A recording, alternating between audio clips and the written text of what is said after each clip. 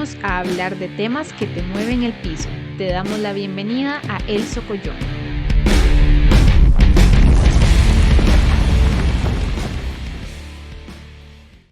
Bienvenido, bienvenida a este tercer socollón de el año y de la vida, con este proyecto que está surgiendo y que hoy además tiene una nueva incorporación, una periodista que es calidad y además una compa que, bueno, que la quiero mucho y que además sé que va a aportar un montón al proyecto. Raquel Aguilar. Raquel, bienvenida, ¿cómo estás?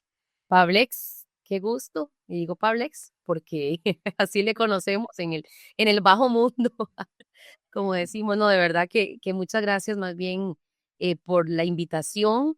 Valoro muchísimo esta iniciativa. De verdad que para mí es un gusto poder sumarme a todo este arduo trabajo que usted ha realizado junto con Marco, ¿verdad? Y espero, como usted dice, bueno, poder aportar, que así sea, ¿verdad? Muchas gracias y muy complacida poder estar aquí. Súper chiva tener una mujer, ¿verdad? Y súper chiva además de que sea tan compa y que, bueno, para la gente tal vez que obviamente no lo sabe, Rack y yo trabajamos hace unos añillos, hace más de 10 años en un medio por ahí de televisión, pero bueno, ahora estamos aquí en ese proyecto y muy contento de tener a Raque hoy con nosotros. Raque, hoy tenemos tremendo socollón, ¿verdad? Bastante socollón ¿de cuánto puede ser? ¿Qué magnitud le calcula, Pablex? Yo no le calcularía como más de un 6 porque me parece que Puede venir más. exacto, me parece que son como los primeros movimientos, pero sí puede eventualmente llegar a ser un 7 o un 8, ¿verdad? Hay que ver hasta dónde llega, sí. Y el tema de la semana hoy es justamente que el fraccionamiento, bueno, o el aparente fraccionamiento, no, aparente no, porque sí está pasando, lo que hay que ver es hasta dónde llega, ¿verdad? Que Ujú. ha tenido el oficialismo en las últimas semanas, no solamente desde la salida de ministros, ministras del gobierno, sino también desde el tema de, bueno, Laura Fernández y Pilar Cisneros, ¿verdad? Que se está cocinando por ahí. También la no renuncia, la no noticia de la permanencia de Rodrigo Chávez en el gobierno y bueno, otros temas por ahí. Pero entonces, Raquel, tal vez si te parece, vamos haciendo un resumen antes de darle pie a la entrevista con nuestra invitada de hoy, que es igual tremenda crack, ¿verdad? Y es que bueno, el gobierno ha pasado por un proceso de reacomodo en las últimas semanas, Ujú. caracterizado sobre todo por renuncias, divisiones y ciertas tensiones que se hacen notorias, aunque lo quieran como maquillar un poquito, ¿verdad? Empezamos recordando, mae, yo soy un fiebre de los memes de Julio y yo me imaginé a Julio llevándose a toda esta gente del gobierno, ¿verdad? Es un grupo de altos funcionarios, sobre todo ministros, ¿verdad? Y ministras. Por ejemplo, el vicepresidente Stefan Bronner, los ministros Noguia Costa de Hacienda, Marta Esquivel de Planificación, Ángela Mata de Vivienda y Cindy Quesada de la Condición de la Mujer y presidentes de entes claves como la Junta de Protección Social y Acueductos Alcantarillados. Todas estas personas, toda esta gente renunció antes del 31 de julio porque bajo el supuesto de una posible participación directa en la campaña del chavismo para la próxima campaña que ya se avecina y que obviamente por normativa electoral tenían que renunciar antes de esta fecha. Bueno, Pablex, también tenemos el tema de la división, ¿verdad? En el movimiento oficialista y una división, bueno, ya ahí no lo podrá comentar más adelante la experta, no sé si se esperaba, se veía venir o no, ¿verdad? Pero ha sido un tema también desconcertante, pudiese ser, ¿verdad? Llamado de esa forma para algunos, ¿no? Porque recordemos que el movimiento chavista, ¿verdad? Agrupado bajo el Partido Pueblo Soberano, que así lo anunció hace algunos días Pilar Cisneros, ha sufrido la ruptura de dos, o la separación, ¿verdad? De dos agrupaciones políticas que lo conformaban. Recordemos, el Partido de Esperanza y Libertad fue el primero que se quejó de haber sido utilizados, ¿verdad? E invisibilizados por Pueblo Soberano y tomó la decisión de renunciar el 16 de julio, o sea, poquito tiempo, ¿verdad? Poco, Hace un par de semanas. exacto, después de que se anunció el movimiento, ¿no? Y luego vino ya la separación del Partido Renacer Democrático, que eso fue justamente el 29 de julio también, pocos días después. y aduciendo a falta a los valores de lealtad, honestidad y patriotismo, ¿verdad? Este partido señaló además situaciones de acoso y presiones de renuncias en su partido. En todo caso, este partido no estaba inscrito ante el Tribunal Supremo de Elecciones, pero bueno, se llamaba como uno de estos partidos que formaba parte de este movimiento que se anunció con bombos y platillos y luego todo se vino, ¿verdad?, desboronando poco a poco. Habrá que ver qué sigue, qué pasa y cuántos quedan, ¿verdad?, al final. A ver si solamente queda pueblo soberano. Bueno, a esto que se une la no renuncia del presidente Rodrigo Chávez, ¿verdad? Que mucho se ha rumorado desde hace meses, ¿verdad? Que andaba en el aire la posibilidad de que Chávez renunciara, pues él finalmente en su famosísima conferencia de prensa de los miércoles anuncia públicamente que va a terminar su mandato y que definitivamente no va a postularse como diputado, que era algo que se esperaba que pudiera pasar, ¿verdad? Porque esto le hubiera dado pie a él a poder participar activamente en la campaña sin la excusa de la mordaza del Tribunal Supremo de Elecciones. Y bueno, dijo que se queda en Zapote porque su mayor contribución al país está manteniéndose en la presidencia hasta el 8 de mayo del otro año. Y bueno, esta es una decisión que ha sido controversial, sobre todo en el por qué no renunció, ¿verdad? Entonces uno podría pensar en que la crisis política que se le podía venir eventualmente hubiera sido muy fuerte, sobre todo tomando en cuenta las causas judiciales abiertas y el posible desafuero que está analizando la Asamblea Legislativa en estas semanas. Así que lo de Chávez también es otro punto que vamos a analizar con nuestra experta que ya la vamos a presentar. Así es, y otro punto, Pablo, es el tema de la diputada Pilar Cisneros, ¿verdad? Que sabemos es la principal vocera del oficialismo y que dijo la semana pasada que no va a liderar la estrategia de campaña electoral de Laura Fernández, quien, recordemos, es la virtual candidata presidencial elegida por el círculo de Chávez. Aunque en un inicio Pilar se presentó como la jefa de la campaña, ¿verdad? Cuando se dio el anuncio del movimiento chavista, los partidos que conformaban el movimiento, recordemos que solo 2 semanas después ella renuncia a ese puesto, ¿verdad? Y lo hace bajo la excusa de pues falta de tiempo y de energías para asumir la responsabilidad. Por ahí dijo que entraba muy temprano en la asamblea, que salía muy tarde, que ¿verdad?, era insostenible prácticamente. Anteriormente, recordemos, Pilar había mostrado ya dudas sobre la figura de Fernández y con mucha más fuerza el propio Pueblo Soberano, ¿verdad? Aunque finalmente prometió respaldar la candidatura, pero ahora desde un segundo plano. Ella hace algunos días, recordemos que dijo que apoyaba completamente a Laura Fernández, que estaba segura de que era la mejor figura, ¿verdad? Para continuar lo del presidente Chávez. Entonces, bueno, por ahí también queda esta duda. Y esta decisión viene a evidenciar entonces tensiones y diferencias estratégicas internas, ¿verdad? Así como una estructura de campaña menos cohesionada de lo esperado para la continuidad chavista. Igualmente es un tema al que hay que prestarle muchísima atención porque lo decía Pablo, este es uno de los enfoques de todo el tema general, pero es uno de estos temitas que en los próximos semanas, meses, pues puede también venir por ahí un fuerte socollón. Sí. Así que para Socollón, que vamos con el Socollón de la semana. El socollón de la semana. Bueno, y para analizar todo ese tema, tenemos con nosotros el grato privilegio de contar con la politóloga y docente de la Escuela de Ciencias Políticas de la Universidad de Costa Rica, Gina Cibaja Quesada, y además también conocida mía ya desde hace varios años. Gina, bueno, primero que todo, muchísimas gracias por estar con nosotros. Sabemos que estás haciendo el esfuerzo de sacar un ratito de tu tiempo en esta noche, pero de verdad para nosotros es un grato placer tenerte con nosotros. No, y para mí, por supuesto que también es un placer estar apoyando esta iniciativa, siempre, siempre los espacios donde podemos discutir, donde podemos dialogar sobre lo que está pasando y las diferentes miradas, siempre es de gran riqueza, no solamente para una, sino para las personas que nos están escuchando y nos están viendo, porque es muy importante en tiempos donde la desinformación y la manipulación de la información circula de acuerdo a los intereses de ciertos grupos, pues siempre es bueno tener diferentes puntos de vista. Muchas gracias, doña Gina.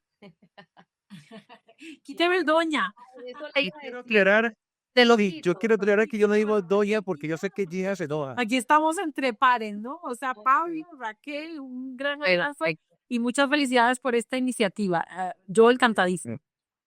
Muchísimas gracias más bien a usted por acompañarnos y por llevar todo ese conocimiento, como usted dice, a las personas para que puedan eh, tomar decisiones más informadas, para que eh, puedan ver los diferentes ángulos, ¿verdad? De un tema. Así que bueno, muchísimas gracias de verdad por acompañarnos. Iniciamos de una vez, vamos con las preguntas porque queremos escucharla hablar. Queremos que usted nos cuente cómo ve usted todo esto, este tema, todo este socollón, ¿verdad? Y me gustaría que pudiésemos empezar, Gina, hablando de cómo puede afectar al gobierno de Chávez la salida de tantos ministros a tan solo 10 meses de que termine la gestión o su periodo. ¿Cómo esto podría afectar, si es que afectaría? Bueno, o sea, habría que poner como en contexto lo que ha sido esta administración para pensar o reflexionar si afecta la salida de estos 10 ministros, perdón, estos ministros y ministras a los 10 meses de que termine el periodo presidencial. Este gobierno ha sido uno de los gobiernos que más salidas ha tenido. La mayoría han sido salidas forzosas que han sido solicitadas y que, bueno, se presentan como renuncia, pero que han sido solicitadas. Es el que más salidas ha tenido en toda la administración y entonces esto hace que se proyecte una imagen, desde mi punto de vista, de inestabilidad, ¿verdad? Pero entonces, ahora que estamos a las puertas de un proceso electoral que el presidente tiene más de 100 causas abiertas, obviamente, y han mantenido desde que iniciaron el gobierno, han mantenido una política de comunicación de expectativa, casi como de campaña publicitaria de expectativa. Ya casi viene, ya vamos a hacer tal cosa, ya casi vamos a hacer otra, o estamos haciendo o no nos dejan hacer. Entonces, como ya las elecciones vienen, como que hay muchas causas abiertas en contra del presidente y de cercanos del presidente, pues obviamente han aprovechado esto de manera estratégica como para generar suspenso. Pero es obvio que el presidente no iba a renunciar porque en el momento en que renuncie, le van a abrir, o sea, le van a caer las más de 100 causas que tiene abiertas. Entonces, obviamente, esto no era una buena estrategia de comunicación ni estrategia política de que renunciara, pero lo mantuvo en la palestra pública sin caer en beligerancia, aunque ya tiene algunas denuncias por beligerancia política, de mantenerse en la palestra pública, ¿no? De mantener la expectativa, porque además este gobierno ha sido muy centralizado en la figura del presidente. Esto tiene la ventaja de que entonces lo que él diga posiciona en ciertos sectores favorables al presidente, que yo no llamaría movimiento, porque el movimiento es algo un poco más orgánico, mucho más planeado, mientras que esto otro es más bien una tendencia del chavismo que está centrada en la figura de Chávez y en un estilo de liderazgo bastante particular, con rasgos de autoritarismo, con rasgos de, digamos, de concentración de poder, con rasgos de debilitamiento de las instituciones públicas y también de los jerarcas de esas instituciones públicas. Entonces, la pregunta nos dice, ¿se me afecta con la salida de estos ministros? Más bien yo creo que es una forma, es una estrategia nuevamente más de comunicación que una estrategia política de decir, saquemos a estos para que puedan participar como candidatos y candidatas a diputaciones porque la normativa electoral así lo exige. En realidad no afecta en gran cosa, porque el gobierno ha estado centrado en la figura de Chávez en primer lugar y las personas que han sido nombradas en los diferentes puestos responden a Chávez como tal. Entonces, no hay gran afectación, sino que más bien genera un poquito más, le da un grado mayor a la expectativa. Entonces, Novia Costa dice que a él le gustaría, entonces Laura dice, por otro lado, Laura Fernández, la candidata de ellos, dice que sí le encantaría que él fuera encabezando la provincia de San José. Todo esto yo lo veo como una estrategia de comunicación para ver cómo reacciona la gente, qué dicen los medios, qué dicen las personas que analizamos estos fenómenos para ver, tantear cómo está posicionado estas personas, porque en realidad las personas que salieron más recientemente, tenemos al vicepresidente de la República que está cuestionado, que está con procesos y que ahora al renunciar, pues obviamente los procesos que están, en el que está involucrado, los procesos judiciales, van a empezar a operar, ¿verdad? Uno. Y dos, los dos más visibles es el ministro de Hacienda, que es Novia Costa, que obviamente quien llegue ahí va a seguir instrucciones de Chávez, no se requiere de tener gran iniciativa para poder estar ahí, al contrario, el que tiene o la que tiene mucha iniciativa termina siendo expulsado del gobierno. Y la otra con mayor visibilidad, no una visibilidad positiva, pero igual visibilidad, es Marta Esquivel, ¿verdad? La ministra de Planificación. Los demás son menos conocidos, tal vez el Esmeralda Britton ha tenido participación política en otros gobiernos, con otros partidos, pero has mantenido un muy bajo perfil, como la mayoría de los jerarcas en este gobierno, porque el empaque o el que tenga algún tipo de chispa frente a Chávez se ve como una amenaza. Entonces, realmente la salud de ellos no es necesariamente, para mí, tiene un efecto negativo, no lo tiene, digamos. Más bien, Justamente, Dina, perdón. digamos, no, tranqui, digamos, y yo concuerdo plenamente, obviamente, con tu análisis. Ahora, en este caso de esta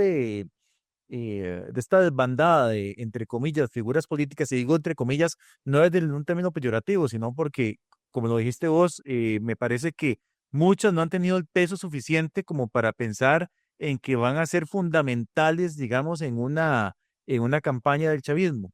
Pero entonces, bajo el supuesto bueno, supuesto no, bajo el hecho de que digamos, se renuncia para tratar de llenar esos espacios ante posibles candidaturas de diputaciones, ¿verdad? ¿Realmente tienen un peso tan fuerte? ¿Vos crees que tienen un peso tan fuerte como para motivar a este grupo electoral, a esta base electoral de chavismo, a votarles por diputados? ¿O es simplemente que es lo que hay, digamos, y el chavismo apuesta a eso?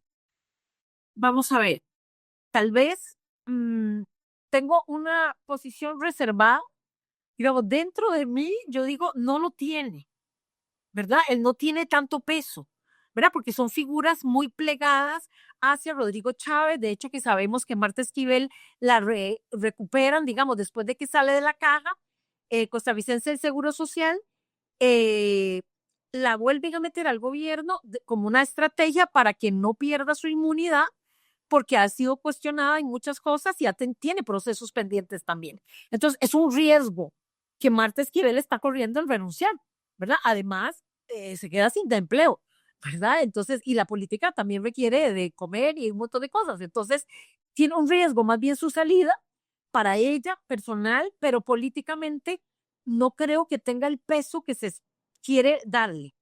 Pero como ya sabemos que a veces la visibilidad mediática y las plataformas con las que cuenta en este momento el sector oficialista, pues podrían generar una imagen, pero por dicha que hay prensa independiente que está insistiendo de sacando información que permita hacer contrapeso a esa información que se quiere exagerar sobre ellos.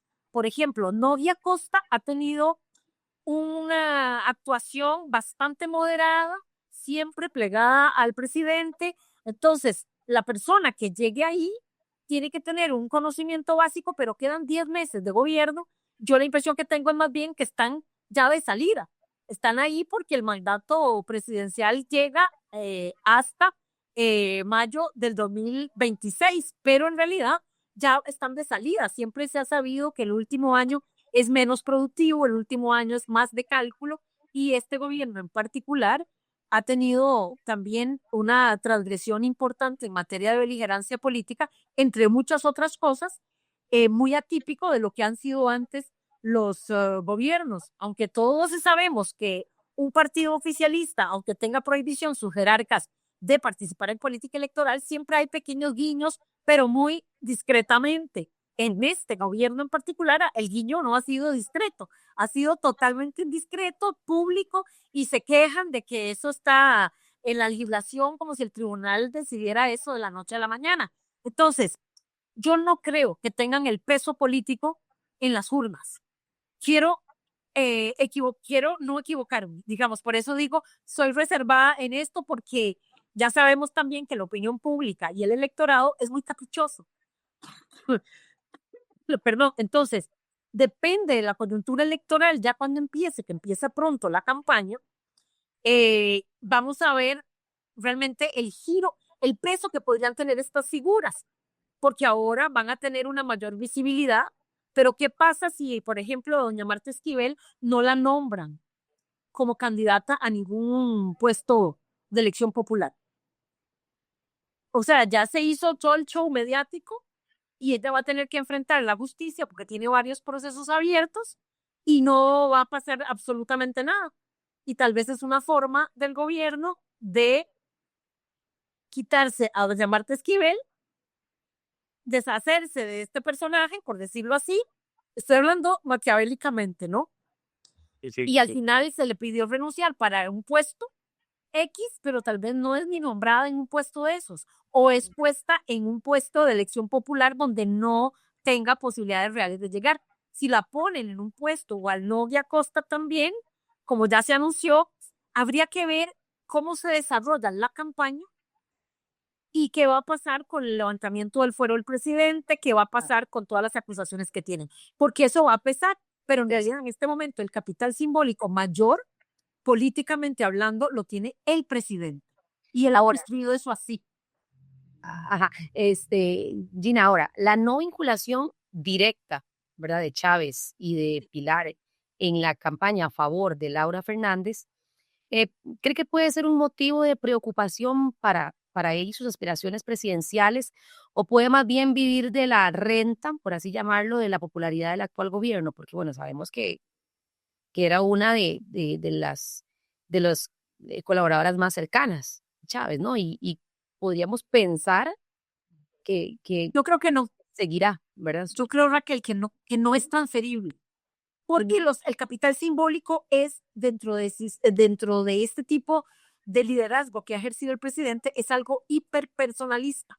Ujú. Entonces, su estilo, su forma de gobernar, su forma de liderar esto ha sido hiperpersonalista. Entonces, ese ha sido ese es su arma de doble filo, ese es su talón de Aquiles, porque como él ha concentrado tanto poder y ha estado tan encerrado en su propia carisma, entre grandes comillas, eso no es transferible. Y entonces vemos a Laura Fernández expresarse y tener hasta gesticulaciones similares a las que tiene Rodrigo Chávez, pero a ella no. O sea, esto no es transferible, no es una cuenta. Yo estoy de acuerdo con vos, pero digamos, retomando la pregunta, perdón que te interrumpa, pero entonces esto puede ser un riesgo real para la candidatura de Laura Fernández, porque se ha dicho mucho que Pilar fue la que produjo la llegada de Chávez a Zapote. Yo creo que hay un riesgo real de la candidatura de Laura Fernández. Y yo no sé hasta dónde, hoy leí algo así como que si ella llega a la presidencia, le pondría a don Rodrigo Chávez como ministro de la presidencia, digamos, algo así leí. Entonces yo digo, bueno, no sé si ella está clara que están haciendo esto para lograr tener una cantidad X de diputaciones, no necesariamente pensando en que van a llegar al gobierno. Entonces, yo no sé, realmente a veces cuando estudiamos imaginario político, yo siempre estuve muy interesada en esto de que cuando un grupo humano cree algo, o cuando uno cree algo, por más ficticio y fantasioso que sea, eso que yo creo se vuelve realidad y yo actúo en función de eso que yo creo. Entonces, en este momento yo tengo la impresión que esta coalición de grupos políticos encabezados por Pueblo Soberano tienen que tienen que mostrar credibilidad en que van a llegar al gobierno. Pero en realidad creo que en el fondo el objetivo es lograr una cierta cantidad de diputaciones. Y esto distrae la atención de alguna manera, pero yo no creo que tengan opciones reales de llegar a la presidencia nuevamente y de obtener los 40 diputados o diputadas que están planteando, o que hay un rum alrededor de eso, ¿verdad? Que los 40 diputaciones permitirían cambiar la constitución política. Es una forma de asustar. Sí, sí. Yo lo veo muy pegado al techo, además, lo de los 40 diputaciones. Gina, ahora que tocaste el tema de la disque coalición, digo disque porque la verdad es que a mí me parece algo más montado que otra cosa, ¿verdad? Pero bueno, vamos a decir que la coalición de partidos de gobierno, esta división, esta separación, esa ruptura, ¿verdad? Dentro del chavismo, entre comillas, cercano, eh, pasa inadvertida, ¿vos crees, para el ciudadano común y corriente, la ciudadana común y corriente, o si puede ser un factor decisivo también que erosione la campaña del chavismo, tomando en cuenta que hay partidos que ni siquiera estaban consolidados o ni siquiera inscritos, ¿verdad? Como Renacer Democrático. Por supuesto, o sea que esto erosiona, como decía al inicio, no es transferible. Este capital simbólico de Chávez, que tiene esa personalidad, ese ejercicio del liderazgo de corte muy autoritario, ¿verdad? Que busca concentrar, megalómano, etcétera, etcétera, gritón, pachuco, etcétera, etcétera, eso no es transferible. Y además, en una candidatura mujer, porque vean que si hubiera sido un hombre, tal vez como un hombre sea un poquito más transferible, porque es un liderazgo bastante machista. También, entonces, una mujer ante esto, y recordemos que el padrón electoral, la mitad son mujeres y que no voy a decir que todo el padrón electoral de mujeres es feminista, pero hay una conciencia muy clara y hay relación estadística también con el aumento de discursos de odio, con la misoginia exacerbada que ha empezado a operar desde que Chávez llega al poder. Entonces, eso que obviamente hay identificación con un grupo importante en la sociedad costarricense, en su mayoría hombres, pero también hay mujeres que se identifican con eso, no necesariamente se van a identificar con una mujer, aunque sea muy machista, el que una mujer encabece eso, no, como que no calza. Hay una cosa en el imaginario machista incluso que no calza. Entonces eso es además un punto en contra. Además, la idea de sumar gente en grupos que ya no han durado ni un mes, la coalición, ya los grupos se apartaron por una cosa y por otra. Entonces, eso hace que pierda fuerza esta idea. Pero lo que hacen es mover esto como un evento mediático para generar ruido. Ahora, Gina, entonces, a su criterio, Sí.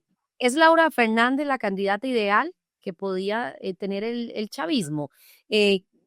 ¿O se inclinaron por ella debido a que no había otra figura con un perfil medio alto, ¿verdad? Debido a que todos los reflectores se concentraban y se han concentrado, como usted bien lo decía, principalmente en Chávez y en Pilar? Por supuesto. Pero además, claro, o sea, ve que Pilar en algún momento lo dijo hace meses que Laura Fernández no era. O sea, en realidad, Pilar lo dijo claramente, Laura Fernández no es. Y de un momento a otro sale Laura Fernández como una opción, ¿verdad? Además, yo me imagino que ella renunció pensando en eso, cuando renunció como ministra de la presidencia, era Laura, ¿no? Entonces, obviamente, había como una deuda con ella y la tomaron como un comodín. Esa es la impresión que yo tengo, que la pusieron porque no había una figura masculina que le hicieran un tú a tú con Chávez. Además, ya se estaban definiendo candidaturas como Natalia Díaz, candidaturas de mujeres. Natalia Díaz, la misma Claudia Dobles. Entonces había como una necesidad de tener a una contraparte femenina también. Entonces yo siento que eso también pesó y que no había nadie que tuviera ganas y el perfil para esto, porque recordemos que habían como pupilos a los cuales, hombres, a los cuales se les pensó como candidatos eventuales. Y recordemos que pasó con el exministro del MOP, creo que era, que salió, ¿verdad? Hasta fue esposado y demás. Tenía denuncias ahí que trataron de opacar. También estuvo el ministro no, ese era el del MOP, que luego intentó ser candidato por otro lado. Estaba el ministro, ¿cómo se llama este señor? Que salió con unas denuncias de mujeres por acoso sexual y que pagó para silenciarlas. A Mauricio Batalla, sí, ya, sí, sí, sí, es el de las denuncias. Exacto. Y el otro que no me acuerdo, también que salió peleado con Chávez, que era el pupilo también, y que terminó en la unidad y que luego dijo ahora que en la unidad no, porque la unidad le estaba pidiendo mucho dinero. Entonces, Llena. ¿Cuál? Amador, Luis Amador. Luis Amador, exactamente, perdón, es que se me van los nombres. Entonces, Que ya. esas figuras, si nos ponemos a analizarlas, son figuras como de papel, ¿verdad? Frente a la megalomanía de Chávez. O sea, eran Aunque Gina, figuras ¿vos no que Luz, vos, vos no crees que Luis Amador era como el delfín de Chávez y que se le salió del canasto y que por eso quedó sin... claro. O sea, porque nadie que esté en este gobierno o que esté cercano dentro de los grupos o la tendencia chavistas puede tener criterio propio. No es posible, no es compatible. Cualquier persona con criterio propio la van a sacar rapidito. Entonces, Laura parecía que era como la única opción, por lo que Pilar se va, desde mi punto de vista, porque ella no estaba de acuerdo. Porque Afortunadamente, pero se la va. preponderante femenina en esta fórmula, en esta aritmética, es Pilar Cisneros, o ha sido Pilar Cisneros. Entonces, en el momento en que le ponen una mujer a competir, una mujer joven con un perfil X, ¿verdad? Porque Laura tiene lo suyo, digámoslo así. Obviamente esto ya no gusta y probablemente ella tiene su criterio, porque es una persona, pareciera que tiene como su carácter. Entonces no va a permitir que le digan qué hacer y cómo hacerlo, cosa que Pilar Cisneros está acostumbrada a hacer. Gina, ya para dejarte descansar, porque sé que estás cansadita, fuercita, te tenemos acá. Pero esto me encanta. Como me apasiona, entonces ya cuando termino Sí, ya. voy a caer de onda del cansancio, pero mientras no, Ahí que ya te me encendiste. conversar. No, mira, así rápidamente, Gina, ¿vos crees que la oposición está aprovechando este contexto? Porque a mí me parece que no. No. Ujú. Yo lo que creo es que están internamente todos los partidos políticos valorando cosas, valorando y midiendo coyuntura, porque el que primero se lanza a decir cosas, obviamente se quema. ¿Y quién va a querer pelearse con alguien que está quemado? Entonces, por ejemplo, veo que Laura Fernández muy habilidosamente empieza a tirarle al PAC, porque aunque mucha gente crea que el PAC está muerto, yo creo que el PAC no está muerto. Y esta Claudia Dobles ha estado haciendo un papel importante en presencia en redes, básicamente, y respondiendo cosas que se le achacan al PAC, respondiendo de manera airosa. Entonces, para pelear se ocupan dos. Entonces yo veo que Laura está tirando piedras y que se las tira a Claudia para ver si engancha. ¿Me explico? Y si engancha para pelear, le da visibilidad a Laura Fernández. Pero no es eso el estilo de Chávez. ¿Cómo? No es ese el estilo de Chávez que probablemente ya esté siguiendo. Claro, pero eso depende, para pelear se ocupan dos. Entonces, si usted ocupa pelear conmigo, yo tengo que enganchar y tengo que entrar en tu terreno de pleito, porque si no entro en tu pleito, entonces no funciona, no tienes visibilidad. Entonces ella lo que está intentando, creo yo, y ahorita empiezan seguro con la misma Natalia Díaz a tirar piedras para ver si logran posicionarse como pares, porque tengo la impresión que Laura necesita construir esa idea de que es una candidata viable frente a una figura como Chávez. Es muy difícil, ¿verdad? Es muy difícil, aunque ella tenga un estilo parecido, que es una chica inteligente, etcétera, etcétera, le va a costar un poco. Entonces, en este momento creo que los partidos están como armando su propuesta, armando sus filas, trabajando territorialmente, mientras que esta agrupación, estas coaliciones, lo que tienen es un movimiento mediático. A mí me gustaría ver qué tipo de arraigo territorial tienen estas agrupaciones que participan en la tendencia chavista. Creo que es muy poca o nula. Mientras que los Se demás, podría ser un tema para otro podcast, claro, Gina. el arraigo territorial. Pero bueno, por ahora, muchas gracias, Gina. Riquísimo tu análisis. Me parece fundamental, digamos, ver todas estas perspectivas que se empiecen a abrir, ¿verdad? Sin duda alguna, la semana pasada fue una semana de mucho movimiento para el oficialismo, pero bueno, vamos a ver también, me parece que la abuela ahora está un poquito del lado de la oposición, a ver si tiran a Marco, ¿verdad? Para usar un término futbolístico, ¿no? Vamos a ver cómo está eso, cómo está la cabaña, como dicen los futbolistas, ¿verdad? Que la Sí, sí, sí. cabaña, a ver quién la logra, pero yo creo que están ahí como esperando que arranque esto. Y nadie quiere dar el primer patadón porque puede que eso los queme. Y me parece que es sensato hacer eso. Gina, muchísimas gracias por todo. Anda a descansar. Un placer, que la pasen bien y un gusto colaborar. Que esté Pura vida, muchas gracias. Que esté bien, chao. Chao. Bueno, Raque, vamos a pasar ahora a nuestras secciones entonces, y la primera es El el menú. Menión. El Menión. Raque, pucha, bueno, hubo bastante Menión esta semana, aparte del que acabamos de tocar, que fue el más fuerte, pero el que yo quiero proponer, mi Menión de la semana, es el que llega a través de una nota de CR hoy que informa que Costa Rica registra 125 muertes colaterales en balaceras entre mayo del 2022 y diciembre del 2024. Ya de por sí la cifra es terrible, ¿verdad? Venían Meñeto. Mae, sí, o sea, es que de verdad es impresionante.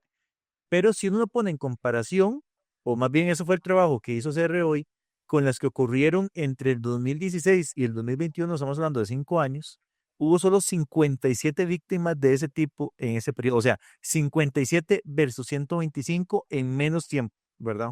Entonces, eso habla mucho de la afectación, porque por ahí dicen, ¿verdad? Que es que se matan entre ellos. No, no se matan entre ellos. Está muriendo gente inocente a raíz de este tipo de situaciones.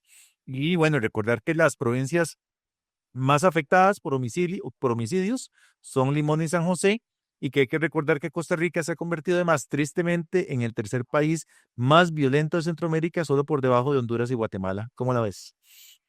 Hijo de Dios. Y usted y yo, Pablex, que hace años en el canal, en el medio en el que estuvimos anteriormente, ¿verdad? Que hablábamos de la, de los niveles de violencia en el Triángulo Norte, que se abordaba este enfoque, ¿no será? Jamás imaginamos poder llegar a estar por ahí, ¿verdad? Al menos cerca. Pero sí, un menión que nos pone a pensar y que, como le decía, ¿verdad? Nos han venido meneando el piso desde hace tiempo con este tema y sobre todo que se ha agudizado en este gobierno. Pablex, el menión que yo traigo hoy está fresquito, ¿verdad? Y también viene de CR hoy, pero bueno, no solo de CR hoy, en realidad ha sido un tema que lo han abordado muchísimos medios. Yo lo vi primero en CR hoy, pero luego lo vi en otros medios como CRC, de la cadena Real Costarricense, como La Nación y demás. Y es la detención del ex vicealcalde de Golfito, el señor Jimmy Vindas Aguilar, ¿verdad? Quien precisamente este fin de semana fue detenido mientras viajaba con un salvadoreño y un costarricense en un vehículo que transportaba, según la publicación del medio, 38 kilos de cocaína. Ojo, qué menión.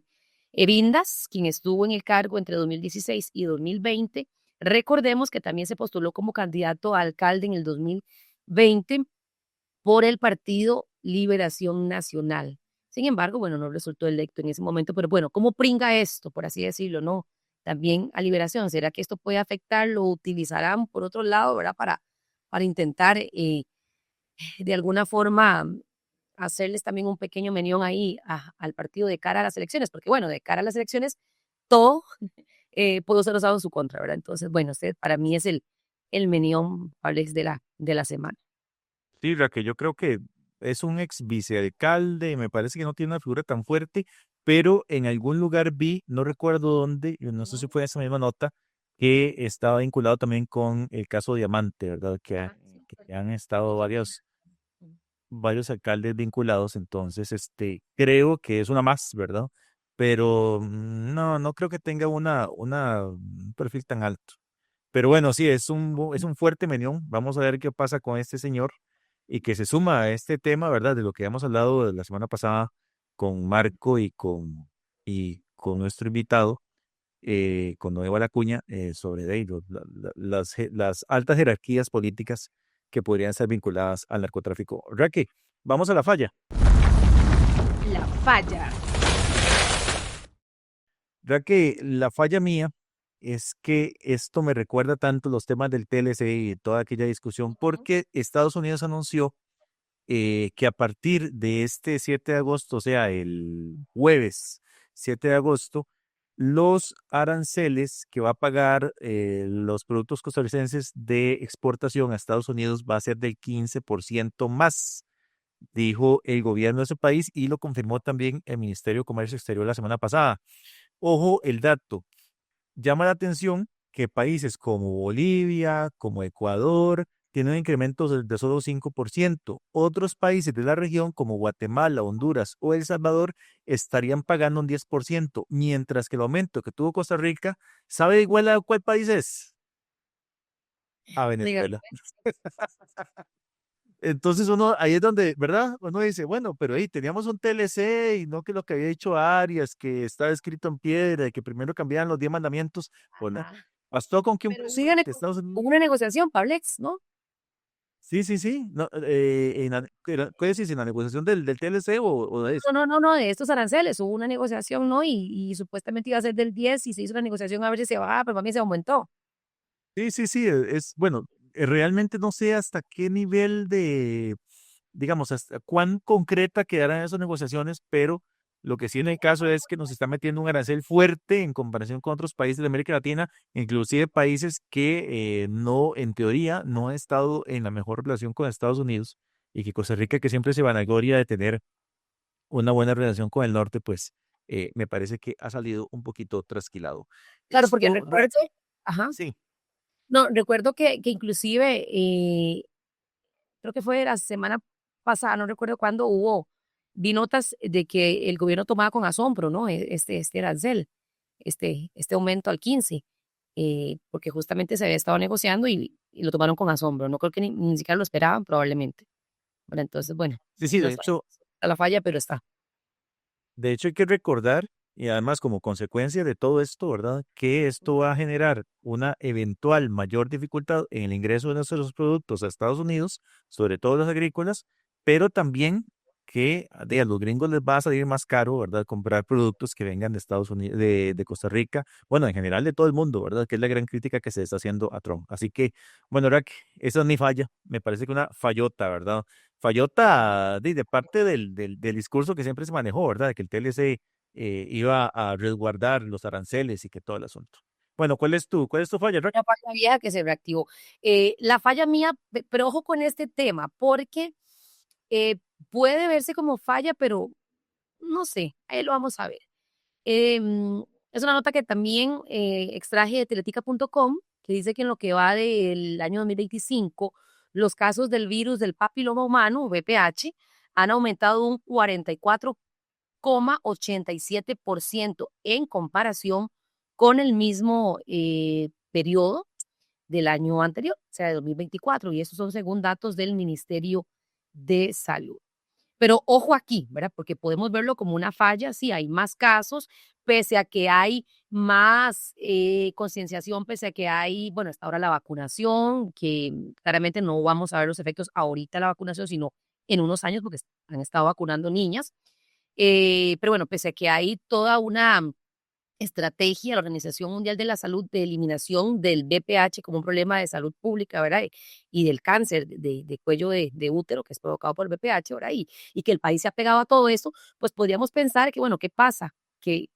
¿Dónde está la falla? Que los casos van en aumento y cuanta más información hay, pensaríamos que también en los hogares más información podríamos darle a nuestros hijos e hijas, ¿verdad? Para ir reduciendo, ¿verdad? Los casos. Sin embargo, ojo aquí, porque según el Ministerio de Salud, cita el medio, durante las primeras 28 semanas de este año se han notificado 407 casos, mientras que en 2024 se reportaron 281 en ese mismo periodo. Esto representa un incremento de 126 diagnósticos. Con respecto a la población más afectada, bueno, el 90,91% corresponde a mujeres con 370 casos, ¿verdad? Ya sabemos que las mujeres son las más afectadas, no es porque solo las mujeres tengan VPH, sino que lamentablemente es el público con más afectaciones, ¿no? Son más Eh, propensas, ajá. exacto. Digamos que más propensas a afectación, no a aportarlo, ¿verdad? Porque el hombre es portador también. Dice que mientras que los hombres registran 37 diagnósticos, equivalente al 9,09%, probablemente se diagnostican menos, acuden menos, y hay todo un tema también de salud masculina, ¿verdad? Que es muy diferente a la femenina. Pues el hombre se tiende a no ser tan activo, ¿verdad? En ir a ver su salud. Y ojo con este dato, porque dice que los expertos que cita el medio dicen que esta diferencia podría explicarse por el mayor acceso de las mujeres, lo que decía, ¿verdad? Controles ginecológicos o por subregistro en hombres, ya que muchas veces son portadores asintomáticos, que eso es lo que pasa, ¿verdad? Son portadores asintomáticos del virus, pero que no tienen lesiones. Entonces, casi que pasan inadvertidos, ¿verdad? Y los hombres en cuanto a los casos de VPH. Entonces, aquí es donde decía Pablex que sí, podríamos pensar que es una falla, pero también si vemos que hay mayores controles ginecológicos y más detección, pues estamos trabajando también como país para, número uno, detectar, ¿verdad? Los casos y número dos, pues darles el abordaje que corresponda según la edad y según las lesiones precancerosas, si hay lesiones, ¿verdad? Pero creo que la falla también sigue estando más que todo en el tema de la detección de los casos en los hombres, ¿verdad? Que también es importante que los hombres empiecen No, y a ir más. mira, la no vacunación también de las mujeres, ¿verdad? Que eso es otra cosa que ha dado mucho de qué hablar, que hay muchos padres que no están de acuerdo con vacunar a las hijas y bueno, el tema Que ya tienen que hacer lo que no un están de poco acuerdo, conservador. ¿verdad? Ajá, sí, yo sé, pero bueno, vos sabés que en ese país hay muchos deberías y pocos que se cumplen. Ahora, habría que ver, Raque, qué pasó, porque la diferencia es de un año a otro, ¿verdad? Es como muy fuerte como para pensar que hubo un cambio de época y que ahora hubo una motivación. No sé si al rato hubo campañas que dieron más resultados, pero bueno, Sí, no han sé. habido O muchas sea, campañas, Alex, para el tamizaje, para ok, detectar más los casos. Ahora recordemos que hay toda una norma para el BPH y el cáncer de cuello de útero, y entonces ahora la caja está migrando. Antes se hacía el Papa Nicolau, se sigue haciendo, pero se han dado cuenta, ¿verdad? Y en línea con lo que dice lo que pide la OMS, es que migremos a la prueba BPH, que es más específica, que es más sensible y que es la prueba por excelencia que nos va a decir si usted es o no es portador de BPH, ¿verdad? Porque pasaba que la prueba del Papa Nicolau no identificaba el virus, sino hasta cuando ya hay una lesión, ¿verdad? Entonces creo que por ahí también hemos mejorado. La reconstrucción. Raque, rapidísimo. Bueno, mi reconstrucción de la semana es que la UCR, y no es porque yo trabaje ahí, pero me parece que es, no, es que de verdad me parece que es una notición. La UCR puso en órbita el 1 de agosto a través de la NASA dos variedades de semillas mejoradas de sus investigaciones. Una que se llama el tomate acorazado y la otra que es el chile dulce dulcitico. Esto lo hicieron por medio de la empresa Jaguar Space, que es una consultora en bioastronáutica. Esto fue posible además gracias a una gestión hecha por la Unidad de Gestión y Transferencia del Conocimiento para la Innovación, más conocida como ProInnova. Estas variedades que van a estar ahí dándole vueltas, ¿verdad? A la Tierra durante Yo, 5 días. ¿Qué fue? ¿Qué fue? qué orgullo. Ah, sí, no, por supuesto, sí, claro, no. Literalmente, investigación de altura. Van a estar ahí 5 días dándole vueltas para ver si se genera alguna modificación genética o algún cambio de ellos. Puña, es todo un tema. Chiva, chiva. Es chivísima, increíble.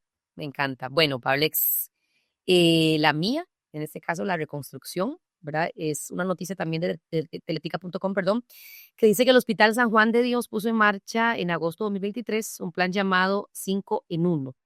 Y ojo, ¿verdad? Que la meta era entonces acabar con las famosas listas de espera quirúrgicas de 5 años en apenas un año.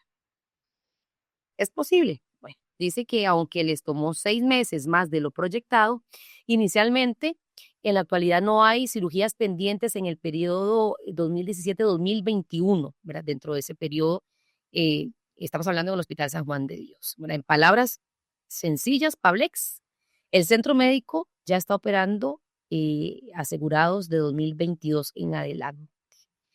Por ejemplo, ese año tiene un rezago de 415 intervenciones, datos, ¿verdad?, tomados hasta el 24 de julio, y 1.775 están pendientes en 2023, 6.297 en 2024 y 5.893 en lo que llevamos de este año. Digamos que entonces vemos que sí puede ser posible, ¿verdad?, poder darle vuelta a estas famosas listas de espera que no datan, o sea, que datan más bien de muchísimos años y que pues podría haber una reconstrucción realmente de todo ese abordaje, de todo este plan para lograr, ¿verdad?, reducir esas listas que parece no acabar, pero bueno, vemos que hay un plan que se puso en marcha que podría estar dando buenos resultados. Yo vi la nota, Raque, y lo que me quedó ahí de fondo de pensando nada más es, ojalá que le pasen la receta a los otros hospitales, ¿verdad? Porque me parece heroico lo que está haciendo el Hospital San Juan de Dios, la verdad, está muy bien, ¿verdad? Es un tanate de gente la que está haciendo fila, y de ahí sí, ojalá que los otros hospitales agarren volados. Eso no quita que no haya crisis de especialistas, eso no quita que, ¿verdad?, que estamos en un problema serio con la caja, que me parece que debería ser un socollón un día de estos central en el programa, porque es una vara de que no se le está poniendo atención y que urge ponerle atención. No hay Pero sí, forma. me parece... ¿Cómo? No, que no hay forma, de que hay millones que han venido y que no se logran resolver, pero que no son de 2, 3 ni 5 años, ¿verdad?